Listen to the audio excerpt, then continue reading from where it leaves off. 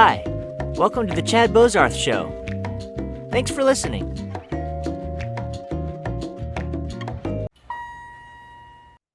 Aaron, Chad, how are you? good. How are you doing? I'm doing really well. You know, it's not when we first met, but I first saw you on the TV screen in our small group at church. You guys were in another country and they would get the screen going and it was like, okay, the Lils are gonna be in on this small group with us. So I always thought that was really cool that you guys would participate in our life group here in Dallas while being overseas. That was a really great COVID benefit, was that I Yeah, feel like you guys started letting people join from home, so we figured we'd just join too. yeah, that was awesome. Well, so you're a missionary to Africa. How long have you been a missionary to Africa? We moved there 10 years ago this month to Mozambique. Wow. Congratulations, man. That's a big milestone. Yes, thank you.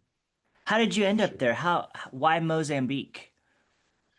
That is a great question that doesn't have a real easy answer. The the general thrust of it, though, is that before meeting, my wife and I both had interest in serving in Africa. And after we met and started being serious about marriage and talking about the future, we both had that as an open possibility for us. But we had been to different places, and nothing that we had done really screamed like, this is where we want to be, this is what we want to do. So we were pretty open to where we could serve. And when we started talking to different agencies, it was more about how we were interested in serving. So we were looking for a place that did focus on heart language ministry. Um, and we really wanted to be kind of an incarnational living, like live in a village and minister very relationally in that setting, which is just different. Some people go and work at Bible schools. There's all different needs overseas, and we just felt called more in that direction. And as we got more involved with Africa Inland Mission and heard more about where they were working and what was going on, we found out that they were just finishing with, in combination with several other organizations, a New Testament translation for this people group of about 2 million in central Mozambique. And there was a family there wanting to start a team to help get the word out and grow the ministry now that it was in their language. And we met that family, and it really seemed like we clicked on how we wanted to do ministry and the values that we had and those kinds of things. That's great. I love that. I guess to use a Bible term, I love that you and your wife were equally yoked on that front. How did that conversation go? Because I mean, life can be so difficult anyway, ministry can be so difficult, but I love that you and your wife were on the same page in that. How did that happen exactly? Did y'all meet at church and then you're like, hey, you have a heart for Africa? Like, how did that play out? So we did meet at Prestonwood Baptist Church. We were both in this singles group, and we actually met on a trip to Boston to one of our partner churches there. Um, we met on that trip and didn't start dating for about a year, but it was well, unequally yoked at that point. I was interested, she definitely wasn't. Okay. So um, but about a year later we started dating, and the weird thing is with that, in our case anyway, is about 2 months. Well, no, within a month of us dating, I was already on a trip so we both had signed up for trips before we were dating to go to different countries in Africa. And mine was like Wow. only a few weeks after we started dating, and hers was like 3 months later. So we went on trips separately. So that was a funish time. Like we both wanted to be there with the other one. So it was a longing created in that. And then we compared, there were very different kinds of trips that we went to in different countries. So we kind of compared what we liked about what we did there and what we didn't, and didn't talk about it a ton until, like, serious talks until after we got married the next year. But it was just a lot of that time in our dating was getting ready for this trip or somebody coming back from this trip and talking about their trip or our trip, and it was just it became a bigger part of our discussion, I guess. Did you have kids before you moved to Africa, or did that happen over in Africa? A little of both. We we wanted to try to have kids here first in case we had any difficulties. We knew we were likely moving to a place where medical care would be difficult to get to. And the Lord honored that, and we had our first child here. And then we were theoretically ready to go, but like God's plan, that timing wasn't right. So we ended up having our second child before we went also, just because we had time and we were looking to grow our family. So our first two kids were born here. They were 2 years old and 1 years old when we moved to Mozambique. And then our third child was born technically in South Africa, but during our first term of service in Mozambique. But we went to South Wow. Africa to have her. So what was that like just psychologically when you make the final decision, hey, we are moving to Africa and you're buying the plane tickets and it's like almost I mean, I guess not a point of no return, but you're almost to a point of like no return. What was that like? Well, not trying to scare people, but it was one of the hardest things I've ever gone through emotionally. Mm. Mm. Um, and a lot of it I've come to learn as we've experienced these things in smaller ways going back and forth is that it's just an overload of so many different emotions at the same time. Yeah. So, and that first time there was a lot of like, is this really what we should be doing with our young kids? And there were little things that would come up, and in the end, like the church rallied around us and we got everything we needed done, but there were little things like we just had the hardest time getting things packed up. And I almost think a spiritual attack that very un illegitimate concerns from my wife's company. Someone at her work had started accusing her of manipulating their system, and it was just really, really ugly situation as we were trying to put all that stuff behind us. But God used it to grow us. But it was an exhausting purge. I worked until the week before we moved, which I don't really recommend. Like it was just such a crazy rush of things to do as we were leaving. Um, Almost to the point that I just became numb as we were packing everything up and trying to say goodbyes. Like it's a big blur to me. There's parts of it I don't even really remember that well. So that's difficult because you know, so often you hear in church, you know, follow the peace, but sometimes maybe the right thing is kind of hectic and not so peaceful. What are your thoughts on that? That's a great comment because I think that is a big theme throughout missions life is that you really are going to struggle if you feel like you feel the presence of God when things are kind of easier and you feel like you're in the wrong place when things get kind of harder. And I think generally that's to be kind, maybe a little bit of biblical immaturity to feel that way because Jesus is pretty clear that it's going to be difficult to walk out a life following him. That, you know, whether we're going to meet the kind of persecution that the early church met is generally unlikely to, but it depends on where you serve. But we are gonna meet difficulties. The just leaving culture, your culture to go to another culture, even talking to missionaries that serve in nearer cultures, serving in Western Europe or other places, like it is mentally taxing and difficult to be somewhere where you feel outside all the time, which has given us a great heart for refugees and people that seek asylum and other things that like it's not easy. They might be leaving a bad situation, but it's still a struggle wherever they end up. Yeah. So you have been faithful and been in Africa for 10 years. I mean, that's a long time. Have you seen have you seen a lot of missionaries come and go throughout the years?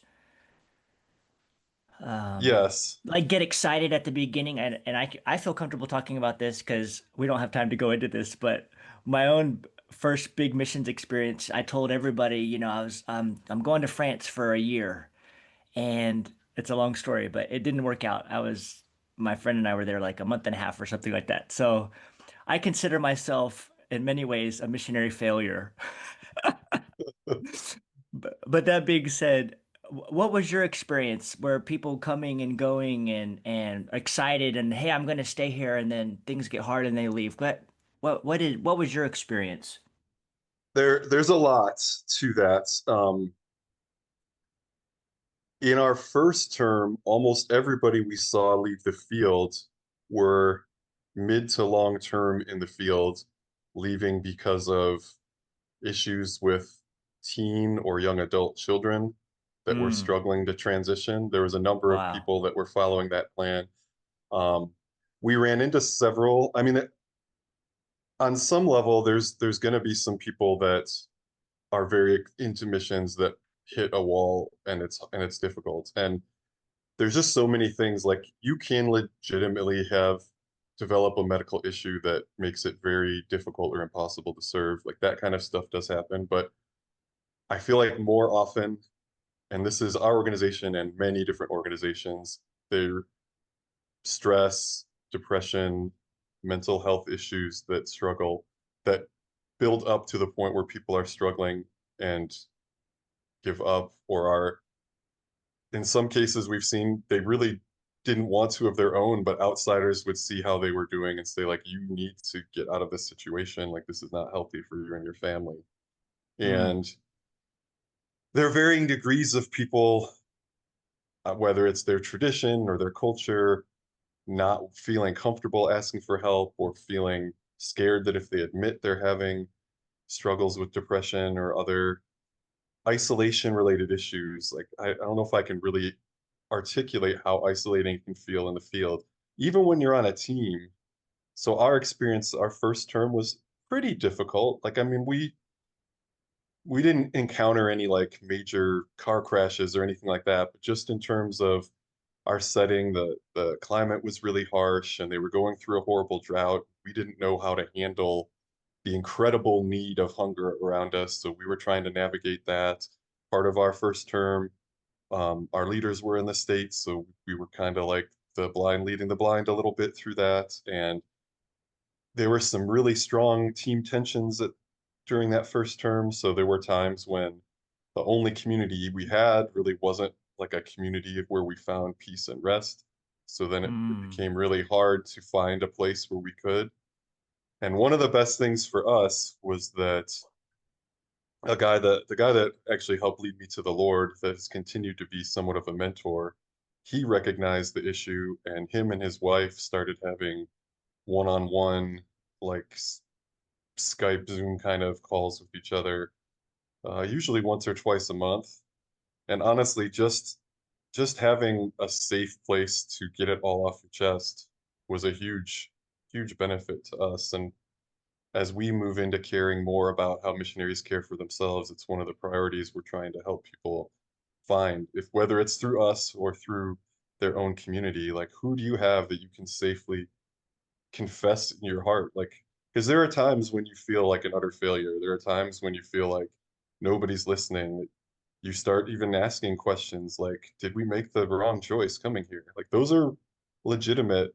And I think it's hard when people feel invalidated in those concerns. It doesn't help them move and grow in God because God wants us to confess that stuff to Him. But I think He has also given us a spirit that works in community with other believers to man, grow in that way.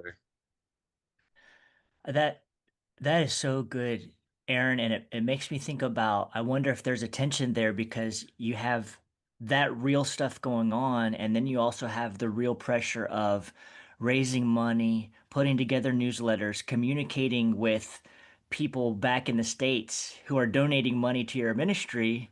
And it's like you want to be honest, but how, there's a tension there of, hey, this is the ministry that we're doing. Um, s- you know, Please give. And then also there's struggles. To me that there's just so much tension there. I know not everybody's in the same situation, and our organization's international, so there's definitely different cultures that feel more pressure and less pressure. And I don't want to come off as a hypocrite. There are definitely things I didn't put in our newsletters, but for the most part, I would say always err on bearing more of yourself. Mm, I feel like the the people are investing in God's work, but God's work through you. And I feel like the more real it seems, the better a connection and the more you're kind of honoring your partners, right? Because you want partners that have some kind of emotional involvement and can cheer the wins because they know the mountain you had to climb over to get there kind of situation. So I definitely feel a little sad when I talk to people who feel like they can't share like any of their struggles and have to only mm, post highlights because like I said, I can't speak to every situation. I don't want to encourage anybody to do anything that has the have them lose a church or something that supports them. But for the most part, like we're all people, and the more human the ministry seems, I think the more involved everybody is. So we try to put the hard in there with the good when we're writing newsletters and communicating back home. yeah. Oh, that's so good. That's wisdom. Um, you hear a lot about you hear the word burnout a lot, I think, in our circles, ministry burnout, missionary burnout. Um, how would you define burnout? What has been your experience with burnout? Is that a real thing? Yeah, missionary burnout is super real. I would probably say there's almost two kinds. There's kind of like the active, like burning out. And then some people, when they refer to burnout, kind of are referring to it like almost past tense, like you've reached beyond your threshold Mm, and you are either needing a long break or leaving the field. So I would say generally cross-cultural living for most people is taxing, and you're in some stage of overcommitting yourself to either emotional, spiritual, physical burnout. mm, Um, it can be like in our situation with the poverty, there's compassion fatigue, just the aware of so many needs, and there's only so much you can help, and some of those issues. But also, I mean, many things can be physically draining. We had a lot of heat. It was hard to get good sleep. Like all those things add up. And for most people, or at least I think if you're taking into consideration these issues proactively, healthy rhythms of break and planning time, um, kind of spiritual retreat time with God, or like special time to just kind of joyfully worship, do things that aren't work, right? Because when we're missionaries, church and Sunday is more of a work day than it is a day to rest and worship, especially doing it in another language. Like it's hard work. I'm exhausted on those days. So finding days to get fed or ways to get fed, ways to encourage each other are big. And then I think a lot of it is just warning signs, not to be pessimistic or sounding or cynical, but most missionaries are going to experience burnout. They're going to get to the point where they realize they're so overloaded and stressed and so needing rest that they need to be able to recognize that and make a plan quickly to get some kind of break. And it can be difficult in situations because usually leaving means you're spending money and you're doing things. But I think the healthier situations have a plan for those things in advance and have a budget to get out, or talk to the other people, even if whether they're in your organization or not. There are often places that we could go that would even give a discount to missionaries that needed some respite. Um, and not everybody might have that situation, but those things do exist. So I would say missionary burnout is real.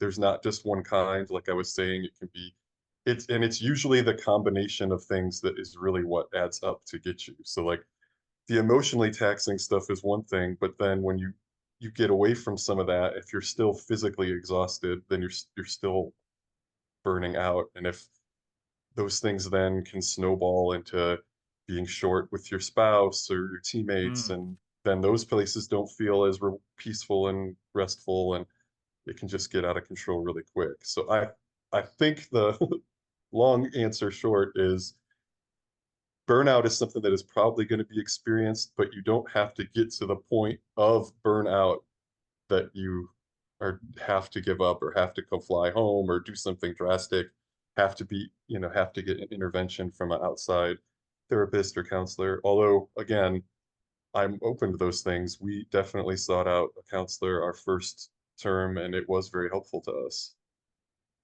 Mm. I But love that. I would say, oh, sorry to, I'll No, just go cap ahead. it off by saying we got in our first term very close to the point of breaking. Like we part of our maturing as missionaries was starting to recognize the science earlier and do something about it. We pushed too hard too long in our first term and got close to the edge, I would imagine, but like we were near the emotional edge of ourselves and needed to work our way back.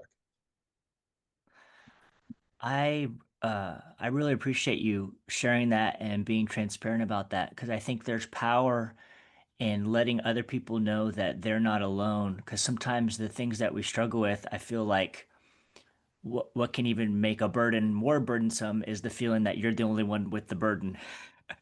And it's like giving people permission, yes, talk to a counselor, take a break. Um, you are transitioning from Mozambique to South Africa. You guys are about to start your third term in Africa. Is that right? Fourth, actually. Your fourth term. Wow. So you've been on the field 10 years. This is your fourth term, moving to a different country, but within Africa.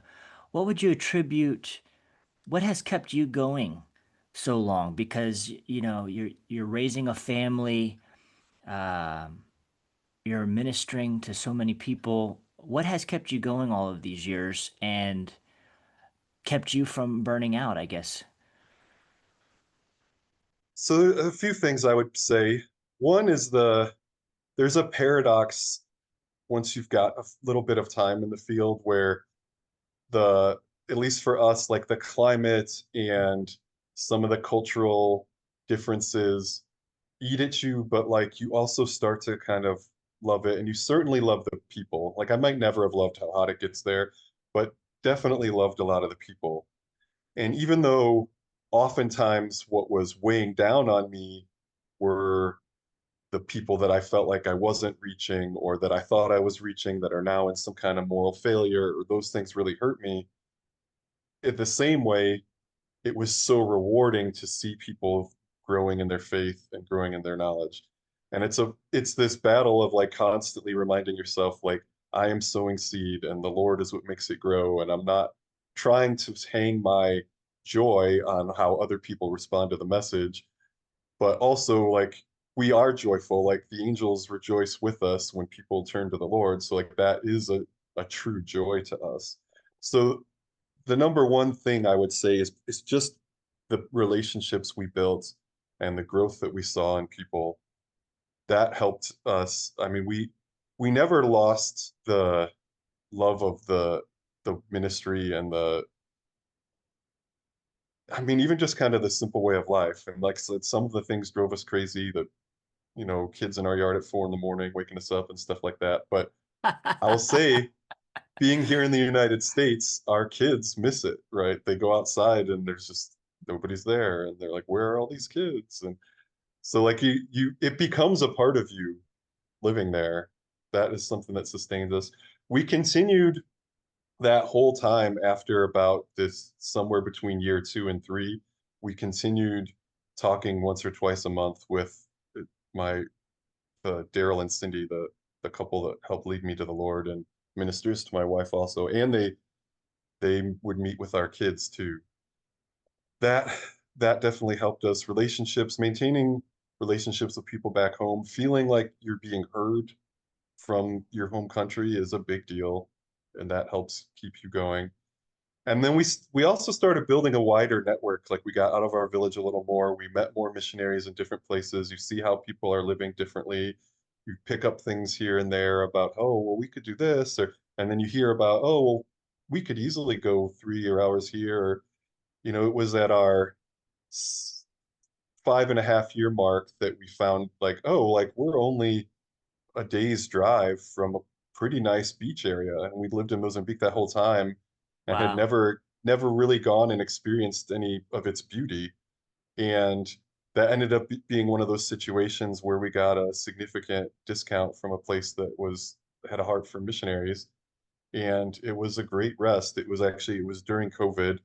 It was a time where we were feeling a little bit useless because there was a very limited amount of ministry. We had a few months where like they didn't even want you to leave your house. Like Hmm. and once you could, we still couldn't meet at church. And finding those escapes, those rhythms, or those, or just taking time, I would say, to enjoy the place you're in so that it's not always just you fighting the culture or the climate or the things. Find somewhere where you're like, this is just beautiful. I praise God for his creation. This is amazing. Like those things can be real healing as well. That's awesome. What would you say to a minister or a missionary that might be listening who really is just feels like giving up and maybe isn't seeing the fruit that they would like to see, or just whatever issue that they might be facing, they feel like giving up? What would you say to that person? Oof. Yeah. Um, I think the first thing, I mean, I would want to hear their story. So I'd want to listen first, maybe more rather than say, but, in response to their situation, just affirming that everything that they're feeling is a real and valid feeling. A lot of these feelings are Jesus weeping as he looks over Jerusalem. Like we have a tendency to think we're bad Christians or we're failing missionaries when we have hard feelings about what's going on. But I feel like trying to help reinforce the idea that like, no, some of these things are just the hard parts of doing ministry. And if it hurt Jesus to see people that didn't want to receive his message, well, it's going to hurt us to see people that don't want to receive our message too. And it somewhat depends on their situation. A lot of times people are kind of overworked and underrested, so I'm definitely uh, pretty quick to suggest people take some kind of break, get out of the area. But I think my experience kind of dictates that like most missionaries have been there. Do not think that you're alone. Do not believe the lie that this is just something that you're experiencing or some kind of lack in you. Um, we go through these struggles. There is light at the end of the tunnel. It's almost a cliche in missionary circles, but there are people that you have ministered to that will tell their children and their children's children about what has happened, and you will likely never even know it. But like Wow. your work, your work has sown seeds that we are never going to see everything. Some people see almost nothing, right? You hear of people that ministered in China for 30 years and maybe saw one person or didn't, like Hudson Taylor and some of these people. We never see the full extent though until, perhaps we'll be gifted with that in heaven. But yeah, cling to the hope that God is at work. Uh, I always try to reinforce in myself that we're here to participate in what God's Spirit is already doing. If none of us were there, God would find his people. But he has chosen to work through us, and he has chosen us for the the ways that he wants to work with us, the giftings he's given us, or just even sometimes just the determination that we have to bring his word somewhere. But yeah, I would say you're not alone. You're not the only one that feels this way. It doesn't mean you're a failure. God is working. People are hearing your message, even if they don't turn, or even if they don't turn today. And I say that in an area that's pretty open. I know it's a lot more difficult in restricted access countries that are significantly anti-Christian and where it's hard to openly preach. I know even just through speaking to a lot of workers in those areas, it can take so many years of sowing before it seems like anything has happened. And it takes a lot of resilience and a lot of being able to take it easy on yourself, I think. If you really hold everything on yourself and carry that weight all the time, it's very difficult to walk a long way. Hmm, that's so good. Aaron, man, I just really appreciate all of the things that I'm so encouraged after this. Um, it's I don't want to use the word heavy, but it's heavy, you know? It's heavy. Before we wrap up, you're transitioning from Mozambique to South Africa. What are you going to be doing in South Africa? So, along the lines of what we've been talking about, our hearts have been drawn, both my wife and I, to caring for missionaries and cross-cultural workers. And the reason we're moving to South Africa is that is a regional hub for us. And we are going there to serve the missionaries and workers in the southern countries of Africa, about 13 countries, um, a number of which are African. We also have Brazilians and Europeans and Americans and people from kind of all over. Um, and a big part of that is trying to help people function in these very multicultural teams. Um, but yeah, my wife got involved in ministering to women overseas really probably about 8 years ago. And I was always interested, but there aren't as many groups for men. Um, but just trying to build relationships with all the different missionaries we would encounter. Started to pursue a degree as well, and I ended up getting a degree in crisis and trauma counseling. It's because missionaries are really kind of chronically traumatized in different ways, Mm, whether it's vicariously through the traumas of other people or crime or threat of crime, things like car accidents, natural disasters. Like it's a much higher rate than most people would experience in their home country and a much higher threat of them than most people. So it weighs heavier on the mind, those kind of things. And I just wanted some tools for when we are more kind of in a more extreme case, like what people do with that. And and again, counseling is just one tool in our box. We're there as pastoral care to these missionaries to kind of fill in any of these gaps. If they don't, helping people and encouraging them to build networks of safe people they can talk to, but also being them when they need that. And, if they don't have a pastor that speaks into their life, we can be that. If they need a counselor, we can be that, or more of a coach, we can be that.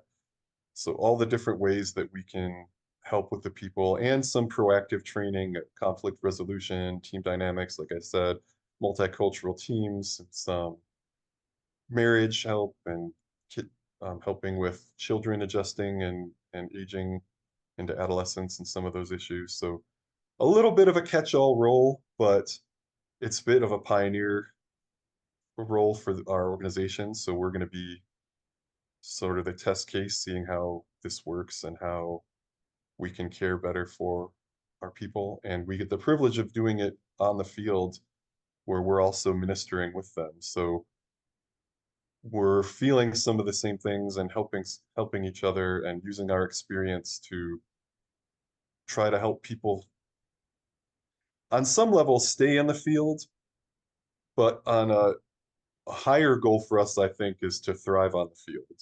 Like we mm, do want to reduce attrition when it's possible, but also like to help get people past the point of just making it to feeling like they're thriving or able to see. I feel like a lot of my struggles when we've been overseas is like I'm so weighed down with things, I'm not seeing the good around. So like helping mm. people to get work through those kinds of things and enjoy what's there, bear through the difficult parts, know that they're not alone. Like I said earlier, like it's so isolating. We want to help make them feel heard and seen and cared for and loved. A big part of our ministry is just going to be praying for people. I mean, that'll be a big part, is just keeping all their prayer requests in, praying for the missionaries daily. Split up, we have about 100 adults and their kids. So, but like just always having that, um, lifting them to the Lord and caring about them and communicating back and forth, building relationships. I think relationship building alone is a big fight against the isolation that people experience. Mm, that's so good. Yes, that's awesome. Community and relationships, man. Hey, I'm excited for you. Let me ask before we leave, and you have so much wisdom and experience. I think we're gonna have to do more episodes, Aaron, if you're open to it. But if there's a teenager out there and they feel a call or they have a heart for going overseas, uh, getting involved in missions,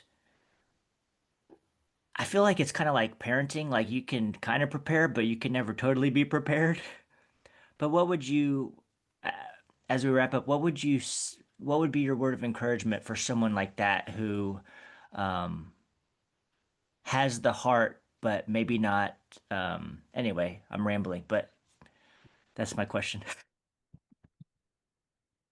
A couple of things. One, I would say the best thing you can do is minister where you are. One of the mistakes I see in some, I mean, that's very prideful of me, but one of the things that I view that is a mistake is people that go to the field with little to no ministry experience, just expecting to turn it on. Now, there are going to be some of those people that still do great, but for the most part, you're trying something in a language and a culture and a setting that is unfamiliar to you. Wow. It's better to have some experience, have some understanding of what you're doing before you go. That is a big thing. I Not all short-term mission trips are equal or great, but I would still say for most people, it's probably better to experience something. Like we moved to Mozambique without ever having seen that country, but we had both been into Africa and seen similar settings. Um, I had been on a number of trips. Like I said, I don't know that they were all great in terms of how much they served the communities we were at, but they all gave me an idea of what I was getting into. Now, it's a very incomplete idea. You find out real fast that long-term service is not like a short-term trip. But I guess my last thing, number three, is to try to meet missionaries, talk to them when they're here, maybe build a relationship, pray for them, but get to know somebody that's lived it day in and day out, and you'll get a better idea of what it's like. I think that's my advice, especially for a younger person. But the number one is serve serve in a refugee community or a homeless community, or especially if you're looking at going somewhere where there's going to be a lot of poverty. It'll it won't be the same, but it's experience nonetheless. Mm, that's good. Aaron, thank you so much, man. Thank you for your willingness to come on here with me. Thank you for your yes to God and to Africa. And I just pray that you and your family and your ministry um, will be greatly blessed. So thank you so much. Thank you, Chad. This was great and encouraging for me too.